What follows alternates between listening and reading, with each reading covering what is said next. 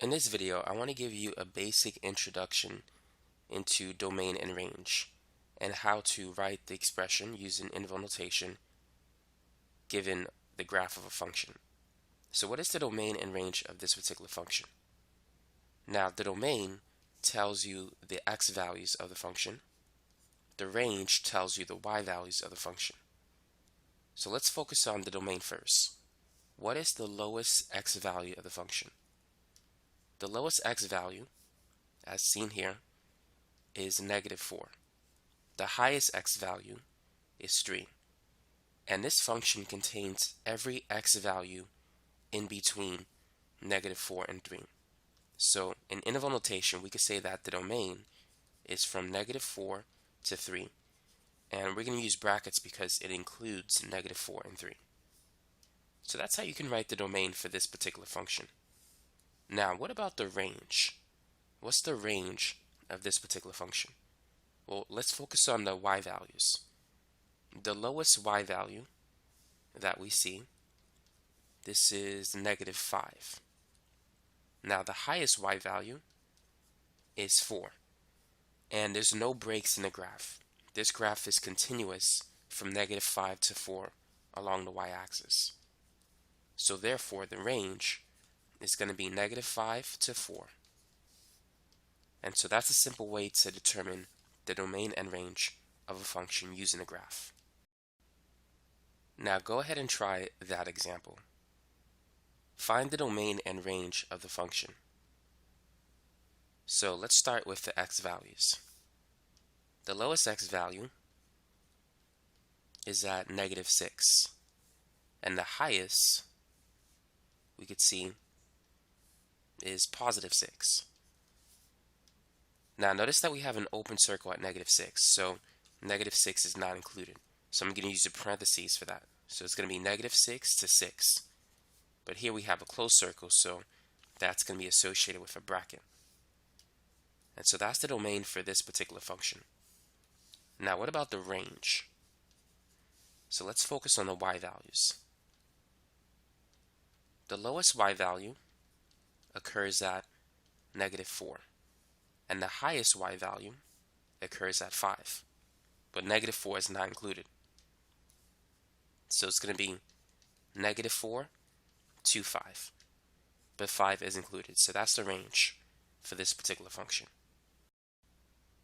Go ahead and try this example. What's the domain and range of that function?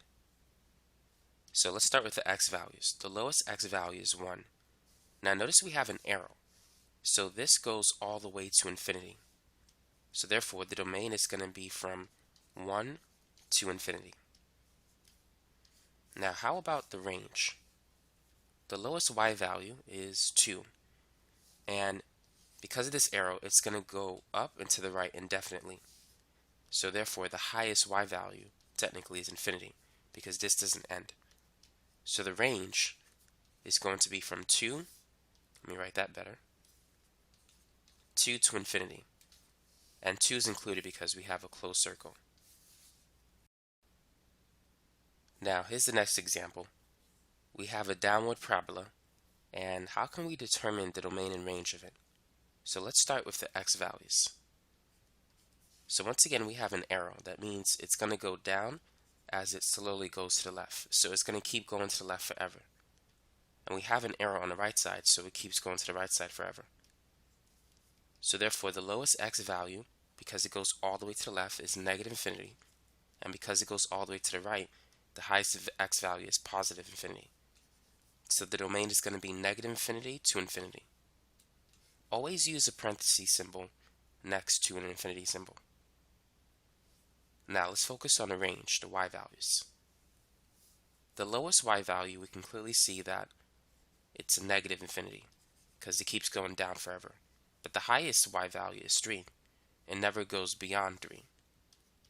So the range, starting from the lowest value to the highest value, is -infinity to 3, including 3. And so that's how you can determine the domain and range of a parabola. Now let's try some harder examples. If you want to, pause the video and work on this one. So let's start with the domain. let's focus on the x values. So the lowest x value is -6. The highest x value is 5. And notice that there's a jump in the graph at -1. However, x can be -1. So x could be anything between -6 and 5 except -6, because we have an open circle at -6, but it can be -1 because we do have a closed circle at -1.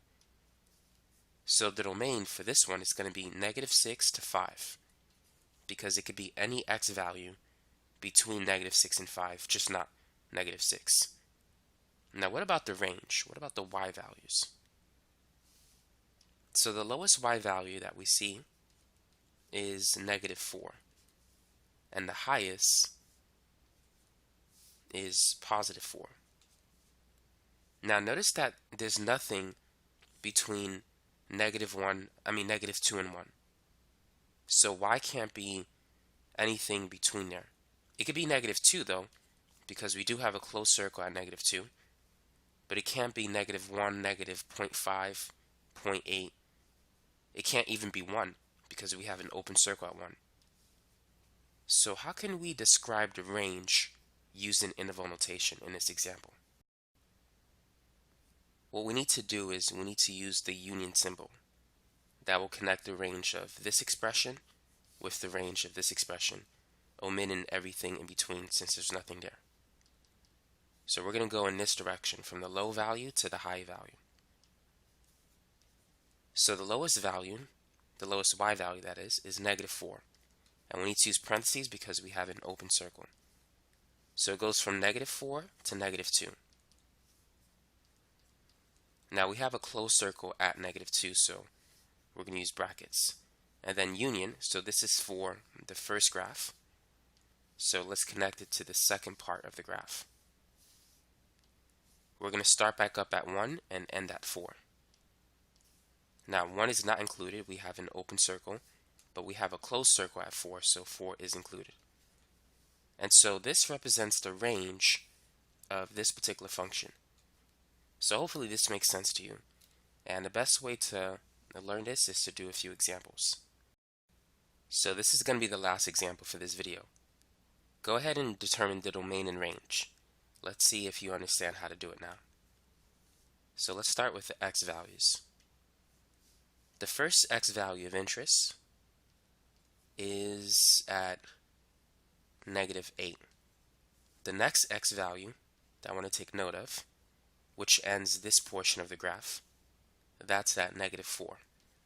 And then the second part of the graph starts back up at -2 and it ends at 5.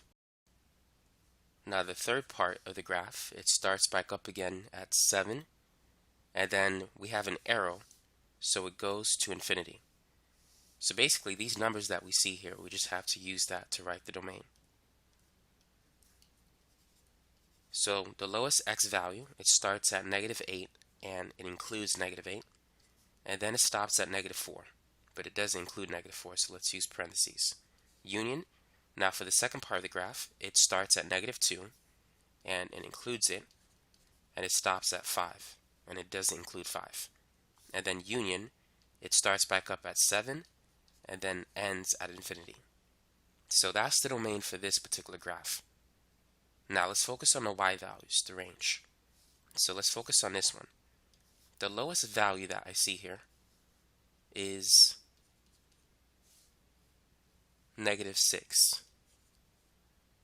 Now, this is not the highest value of this function, so I'm not going to worry about it. The highest value is here, which is at 1. So this graph includes everything from -6 to 1. Notice that this open circle is not relevant. It's not equal to -4 at this point, but it is equal to -4 at this point. If you draw a horizontal line, notice that there's two possible locations at which it can equal -4.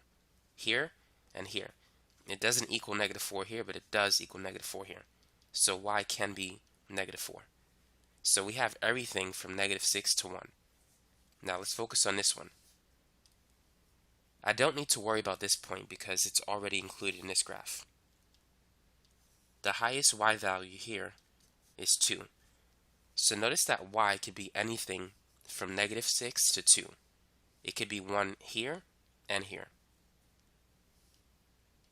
So I don't need to worry about this one. Now notice that there's nothing between 2 and 5. There's no graph in this region. So that's where I need a union. Now the highest y value is going to be infinity because of the arrow. So these are the points of interest. So the range is going to be -6 to 2. It does include 2. And then union 5. It does include 5 to infinity. Now, if this section confuses you, here's what you can do. Now let's focus on these two parts separately. Let's say if we want to write the range of each one separately. The first one, just this portion, is going to be -6 to 1, and it includes 1. Now the second part is going to be, this starts at -3, by the way, and it stops at 2. Now, if we want to find the union between these two expressions, or these two sets represented in interval notation, what would it be? The union of those two is going to be -6 to 2. Let's say if we drew a number line.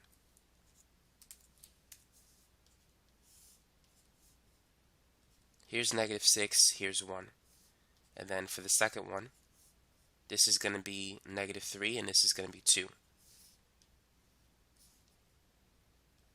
So here's the first one, -6 to 1, and here's the second one, -3 to 2. So if we combine those two into one number line, if we found a union between them, it's going to look something like this.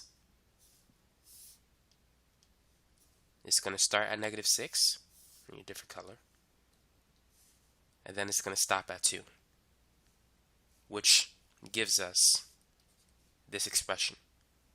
So what you could do is find a range for each portion of the graph separately, and then just find a union for anywhere they overlap, and that would still give you the range. Or if you could see it graphically, I would just do it the first way.